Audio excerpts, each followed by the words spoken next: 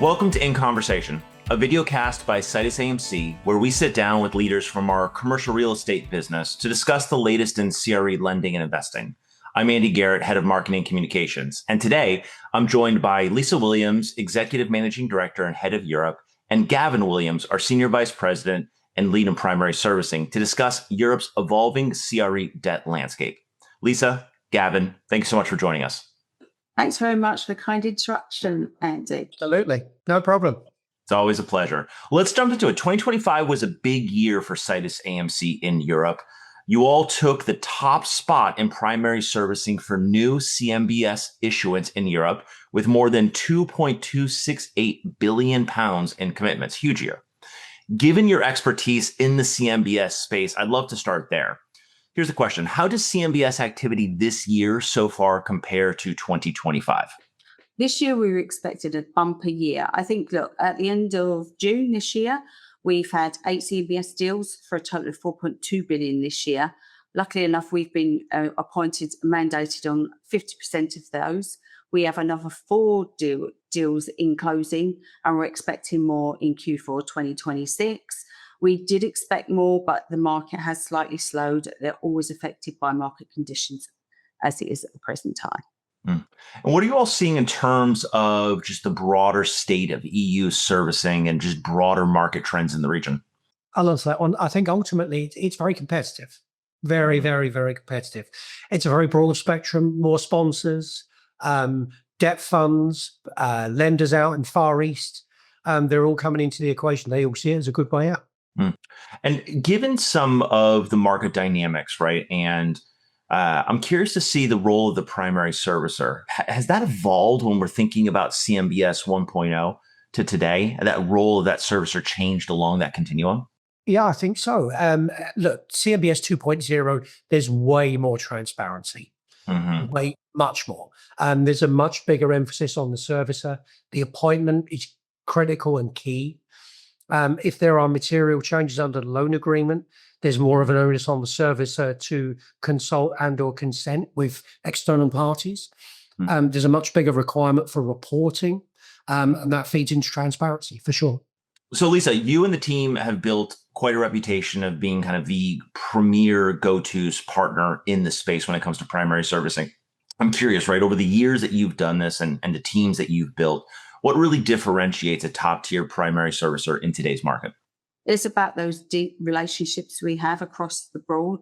So it's not only lenders, sponsors, and also investors. Investors do have a say in which deals that they actually buy into.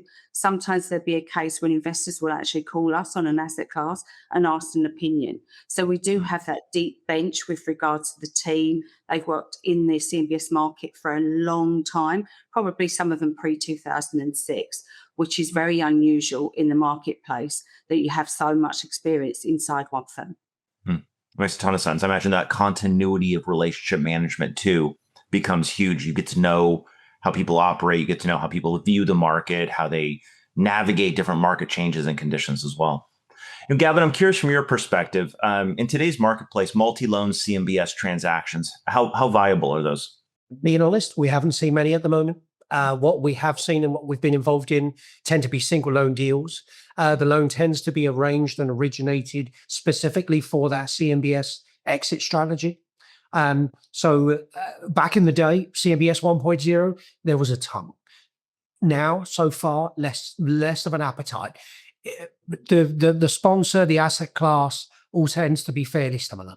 That makes sense. So it's a little bit more single loan structures today, and we'll see where it transpires as we move into the second half of the year.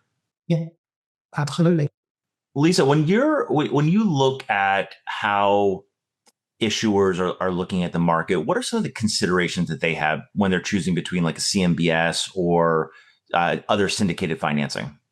So I think the difference between syndication and CMBS, I mean, for us, purely from our point of view, being a servicer gives us more freedom in as much as the decision making. It is more restrictive to the sponsors. They have to have a good understanding of what they can and can't do. On the syndication side, the type of deals that we do tend to be very large portfolios, sometimes up to a couple of £1 billion. And that tends to lead to a very, very diluted syndications. We can have anywhere between 10 and 50 people that are sitting on that deal. That also makes it very difficult for the sponsor, because you've got to get all these parties on board, and that can elongate any process with regards to consents or restructuring. So CMBS is very, very built for a certain type of sponsor.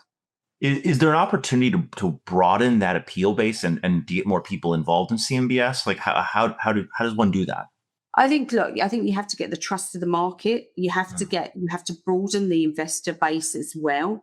There are certain asset classes that really the investors don't have an appetite for. We did one last year, which was Pecan. That was caravan parks. That's probably the first deal that ever got done in Europe. So there's no real value in the real estate. And there were some investors that were just not really willing to take the risk. So it really is very much on the actual covenant of the property and also the covenant of the actual sponsor, and that they feel comfortable that sponsor will see this through. It goes back to, Gavin, it feels like what you were saying earlier, that transparency. The more transparency can provide, maybe the more comfort level can actually be brought about then. Absolutely. It's critical. The investor base isn't as large as it probably could be. That feeds into it as well, because obviously you have very specific investors for very specific deals. If that broadens, the market opens. It becomes very easy.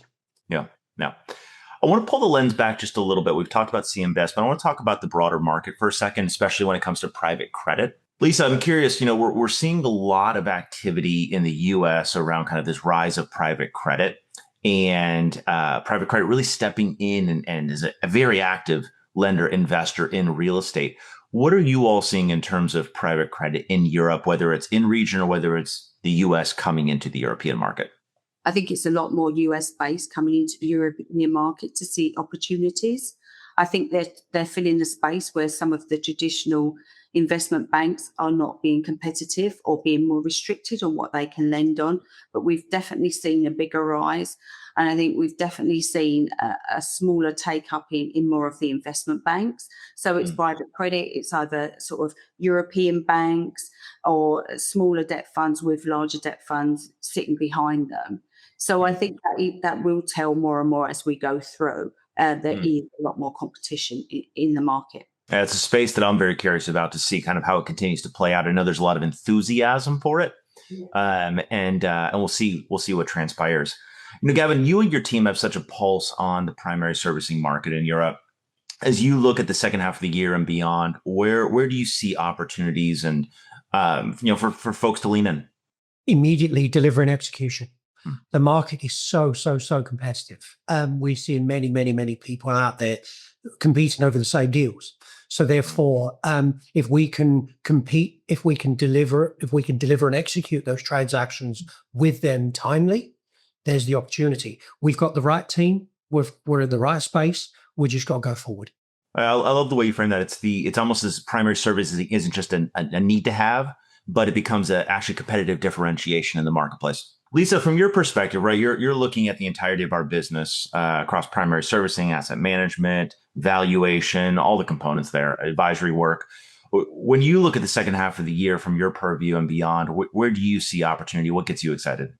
I think where we see more opportunity in Q4, I think the previous quarters, it's been more of the refinance. I think all of the big sponsors have done every sort of trade and cleanup they've done, consolidated. I think they will be very, very keen in Q4 to really start the acquisition market. But again, we need it to be a quiet market. We need it to be fairly, calm. We can't have all this ups and downs with regards to rates, interest rates. So I think as we go across the summer, look, these guys want to do deals. It's a big market. They're looking at different asset classes in different regions. Germany, we're seeing a lot more in Germany. We're seeing a lot more in Ireland. UK offices, they're on their way back. So, it continues to evolve all the time. So I think, as clients go into different regions, whether it be on the sponsor side or whether it be on the bank or debt fund side, we need to be there. We need to be ready and help them and advise them to execute on their plan going forward. I love it. There's an appetite for it. There's the focus of execution, a lot of transparency now with the processes, and excited for the second half of the year and beyond. Lisa, Gavin, I appreciate you both spending some time with us here today, providing some perspective on the marketplace, and let's do it again soon. Thanks very much, Andy. Thanks, Anne. Loved it.